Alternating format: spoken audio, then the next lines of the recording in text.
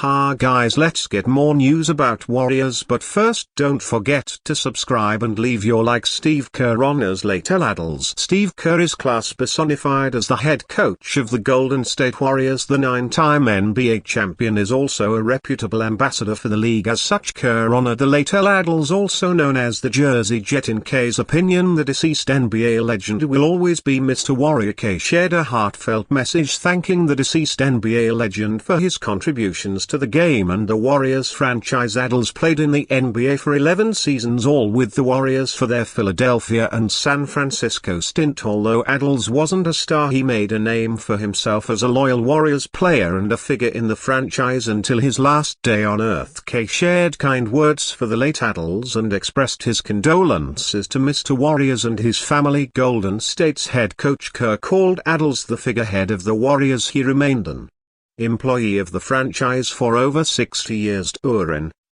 During his time with the Warriors, Attles played, coached and served as general manager, as well as in roles such as team ambassador and community relations representative. He lived to help the Warriors on and off the court. Although Attles wasn't a star, he ranked 8th in triple doubles for the 1968-69 seasons. More impressively, the Warriors retired his number in 1977. Paul Pierce thinks there is only one move the Warriors can make to become title contenders. Paul Pierce doesn't consider the Golden State Warriors a serious title contender anymore and thinks that can only change if they make one big move. On the Ticket and the Truth podcast, Pierce and Kevin Garnett were discussing Stephen Curry's future when the former stated the Warriors have to trade for Giannis on Mo to get back near the top. They don't have a championship team. Pierce said, the only way I see Golden State getting back to where they need to get back to is if they could find a way to get Giannis over the Garnett wondered if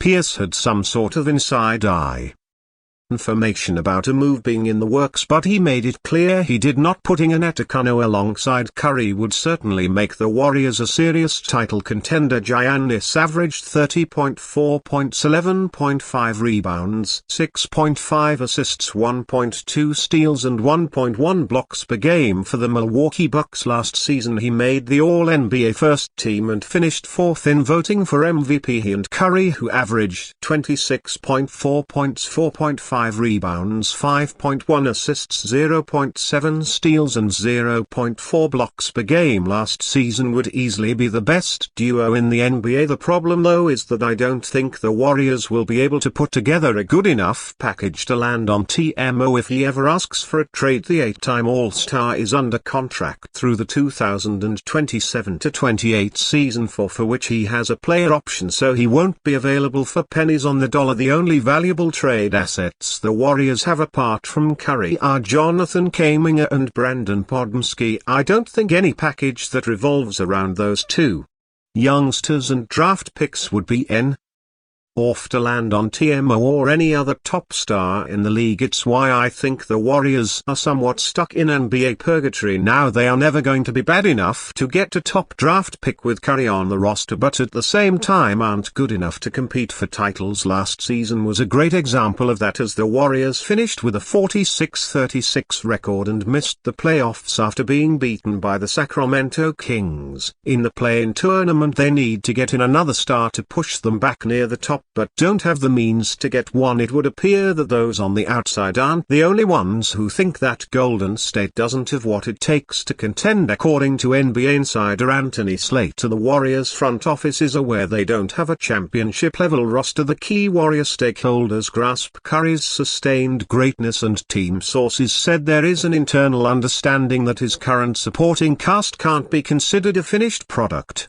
If the 2025 NBA championship is believed to be a reachable goal, their Warriors have brought in the likes of Buddy Hield to Anthony Melton and Kyle Anderson this offseason, and while they are good additions, none of the three really move the needle. You wonder how much longer Curry sticks around if the team is nowhere near title contention. Pierce thinks he will stay regardless, but I think there is a chance he will leave. Celtics legend urges Warriors to trade for Giannis and Mo. The Warriors will be relying on Steph Curry more than ever this season, and Paul Pierce says the team needs to go after Giannis to get him some help without Klay Thompson. Steph will be their Warriors' only clear-cut offensive scoring option in 2024-25. The team tried to make a big splash multiple times over the summer by going after Paul George and Lauri Markkanen, and Pierce says if the team wants to return to greatness anytime soon, signing Giannis is the only option. The only way I see Golden State getting back to where they need to get back to is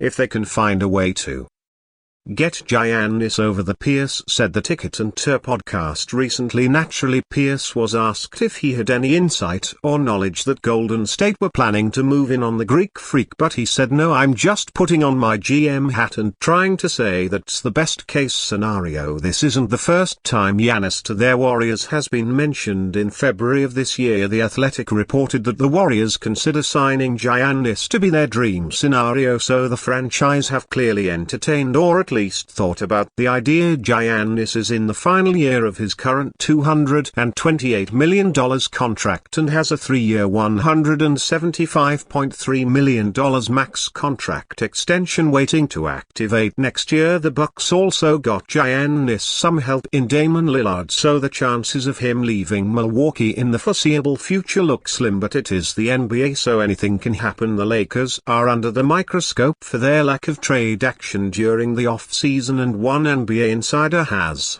revealed the biggest mistake that was made. That was the team committing to a 4-year $32 million free agent deal with Max Christie, which includes a 4-year player option. The Athletic's John Holliner explains why the deal was an issue. The problem was that they actually tried him quite a bit, 944 minutes across 67 games, and he wasn't any good. 8.4 PR minus 3.6 BPM, such that he couldn't crack the full strength rotation of what was arguably the worst bench in the league. Holliner says the move also had a massive flow-on effect for the team. Holliner explains what made this move particularly notable was that it took the Lakers out of other scenarios in free agency. Holliner writes, "Any team with LeBron James and Anthony Davis needs to be all in on right now, and the Lakers seemingly passed up a few other opportunities to go in that direction." Christie was another opportunity cost because the $7.1 million cap number for Christie essentially took the Lakers out of using their taxpayer mid-level exception while still